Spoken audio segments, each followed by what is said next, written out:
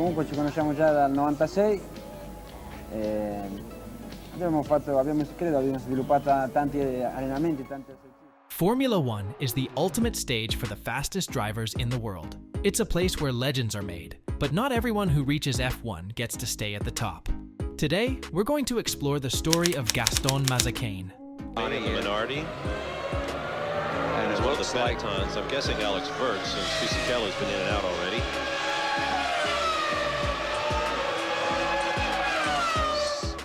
A name many fans may not remember, but his journey through Formula One is a tale of dreams, challenges, and perseverance. Gaston Mazzacane was born on May 8, 1975, in La Plata, Argentina. From a young age, he had a passion for racing, just like many other kids who dream of becoming Formula One drivers. His journey started in karting, which is often where many famous F1 drivers begin. Karting is a type of small, fast go-kart racing, and it helps young drivers develop the skills they need to race at higher levels. Mazzacane quickly showed that he had a talent for driving. He worked his way up through the ranks in Argentina's racing scene, competing in various local and regional championships. These races were tough and competitive, but they gave him the experience he needed to go further. Eventually, Mazzacane realized that if he wanted to make it to the top, he would need to race in Europe, where most of the best racing teams and competitions were based. Mazzacane con fuego detrás, es abandono del piloto argentino, la tercera vez consecutiva que le pasa lo mismo. He moved to Europe to race in Formula 3000, which is like the final stage before drivers can enter Formula One. Formula 3000 was filled with talented young drivers, all hoping for a shot at the big leagues.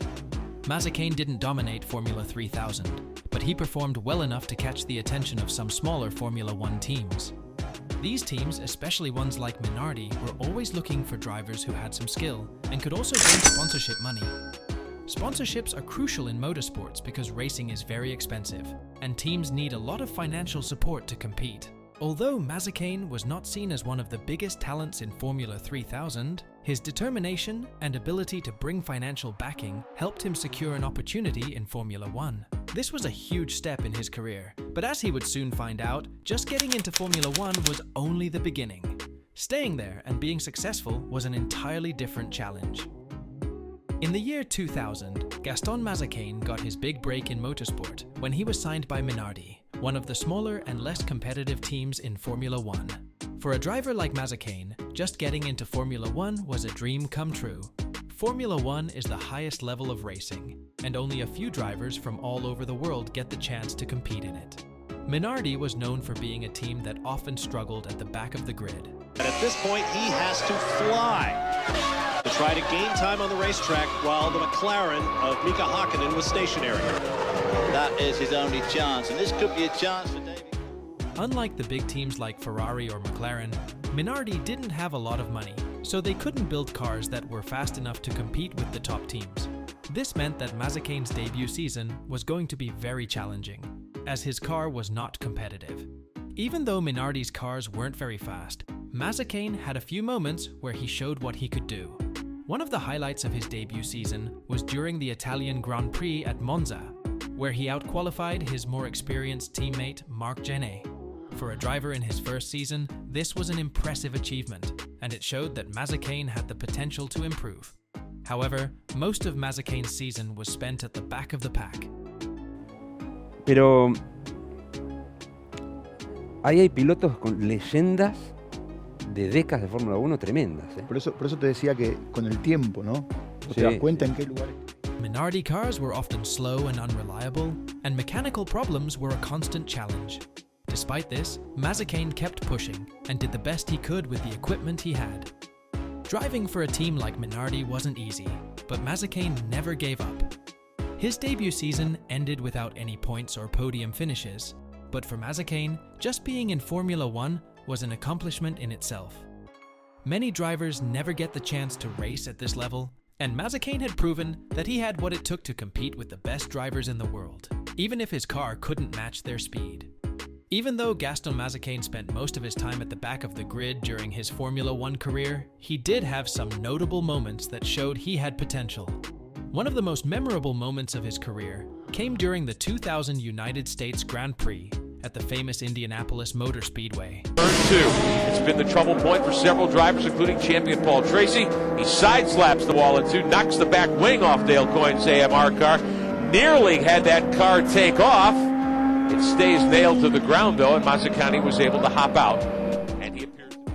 In that race, Mazzacane briefly found himself running in 3rd place, a huge achievement for a driver in a Minardi car. This surprising moment came about because of pit stops and race strategy.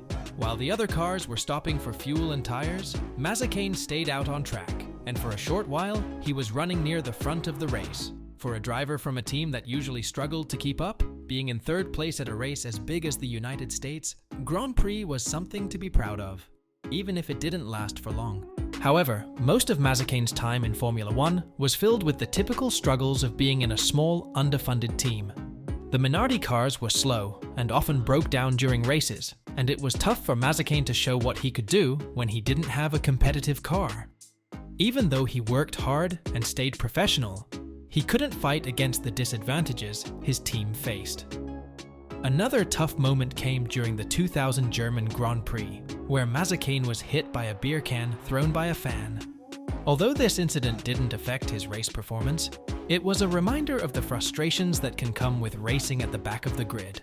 Fans sometimes express their disappointment in negative ways, and Mazzacane experienced this firsthand. Despite these challenges, Mazzacane always gave his best effort.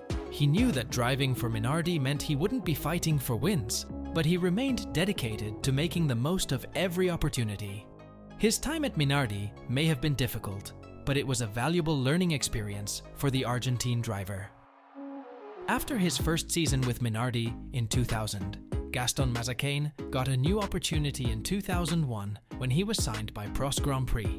This seemed like a step up for Mazzacane, as Prost was a more established team than Minardi.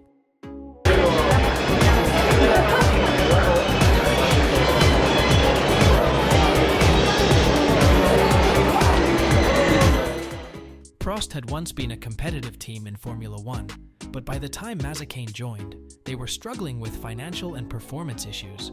Mazzacane was brought in to replace Nick Heidfeld, who had moved to another team. However, Mazzacane's time at Prost didn't go as planned. The car he was driving was slow and unreliable, much like the Minardi cars he had driven the year before.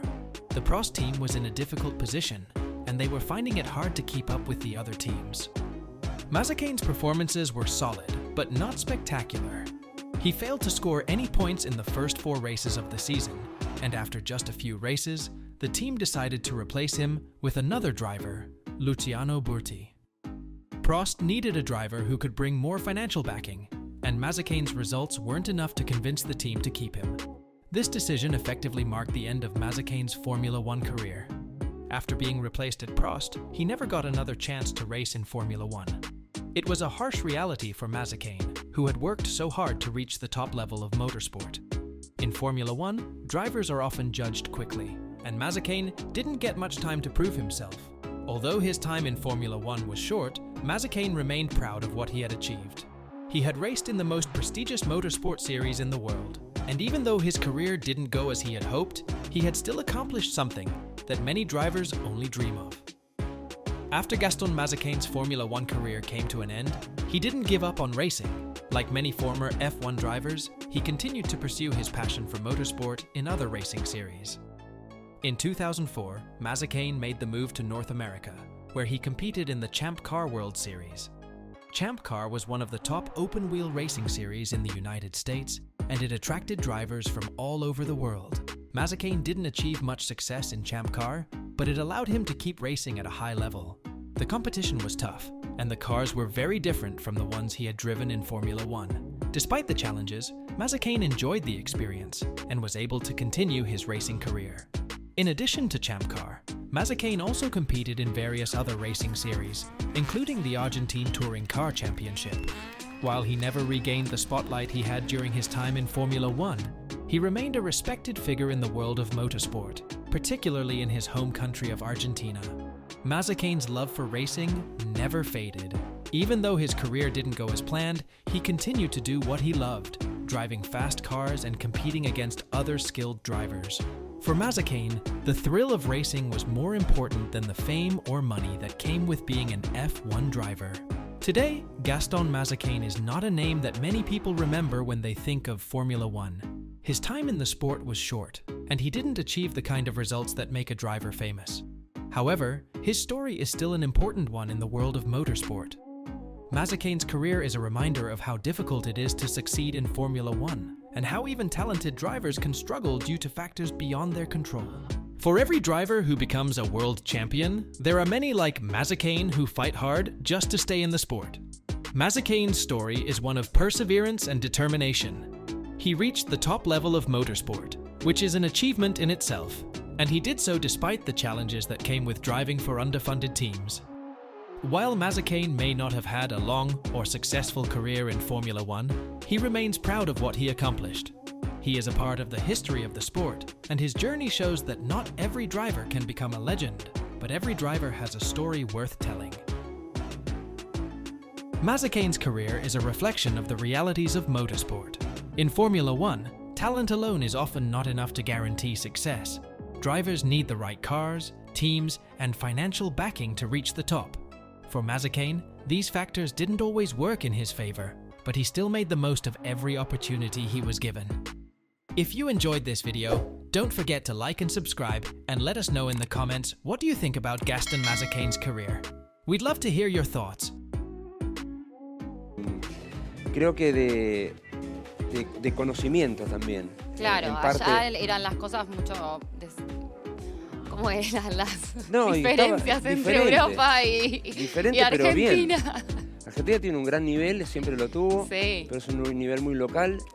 Claro. Y A embarrarse, dijiste vos.